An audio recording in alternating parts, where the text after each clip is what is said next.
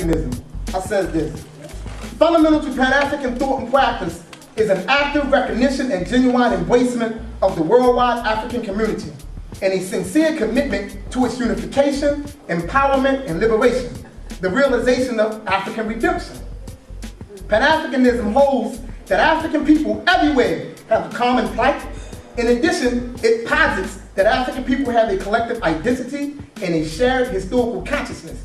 Moreover, Pan-Africanism embraces and seeks to preserve the total African experience, African history, African culture, and the African legacy. This necessarily involves the therapeutic process of Sankofa, return to the roots and fetch what we need. Pan-Africanism encompasses everything African and recognizes only an African people who have a common enemy throughout the world. That's the Pan-Africanism we're talking about in 2009 and beyond. We're not talking about a Pan-Africanism that want to try to include Arabism inside of it. That ain't Pan-Africanism. That's right. That ain't Pan-Africanism at all. That's right. And there's nothing wrong with us being this way. We must be this way. Because you're not going to go to the Zionists and tell them African Zionism. No. They will stand strictly on Zionism. And everybody else does that. So we're going to do it because it's right. That's right. If it's Pan-Africanism, we don't want nothing else involved in it. That's right. All right. Nothing else. It must be pure and unadulterated Africanism. That's right. Worldwide and international. Reading again. Pan-Africanism has been empirically tested and validated through and by the life and works of true Pan-Africanists. Thus we deduce 5 fundamental laws from their example. The first law: intimate identification with Africa, its people, history, and culture. The second law: recognition and embracement of a worldwide African community. The third law: genuine love for the unification, redemption, and empowerment of the worldwide African community. The fourth law: African-centered worldview. The fifth law: a devoted servant of African people and a genuine defender of justice.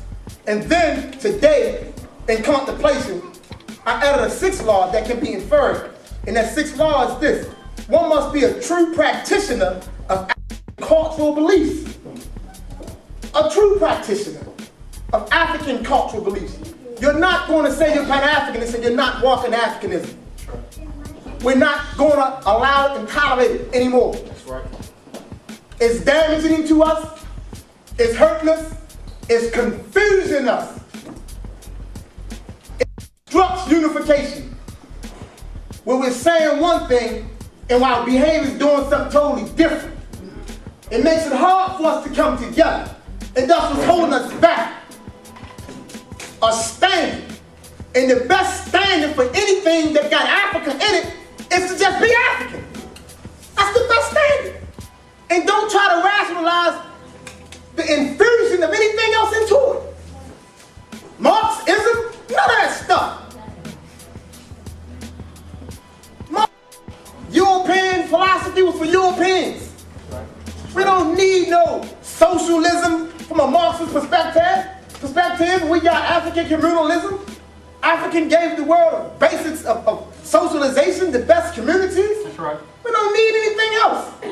We don't need to look inside no one else's religious books and read their folklore. When we got the Hussein, the coming forth by day, Patal Hotel, the Odu Ifa, that's sickness on our part. But I understand why we do it. Because we have been lied to and miseducated and made to believe that we don't have spiritual books. So we believe we don't have it, and we yearn spiritual development. That's right. We yearn it. So they told us we don't have it. They diverted us into their books. That's right. So we run into theirs in flocks and droves. Because we don't know that we got it. That's right. Something that's good and useful, beneficial for us, that sustains and maintains our existence. We have to do the study. We have to do the research, brothers and sisters. There's no way to get around it. That's right. We have to study. If there's no such thing as I don't have time to study. Study is a necessity. That's right. You can never say you have no time to drink water. Ooh. I don't have no time to eat. You eat. We must study. But since we live in a society that rewards ignorance, Come on. we don't see the need of studying. Come on. See, you can be rewarded in this society for being ignorant. That's right. Because they'll hire you, knowing you don't know nothing about yourself, and make you build their corporations up. They'll train you how to do it. Come on. And then they'll pay you a piece of money to make you think you're doing better than your brother and your sister, and then you'll constantly argue against the person trying to tell you to study. You'll say, I don't need to study, because you believe you're doing all right. But your mind is dead.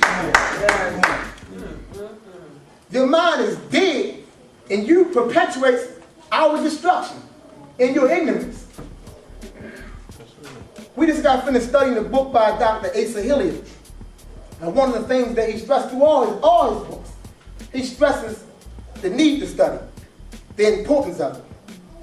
And one of the things that he said that the most pitiful thing is for someone to take the lead in this movement and haven't done the studies. We see that a lot. We see that a lot.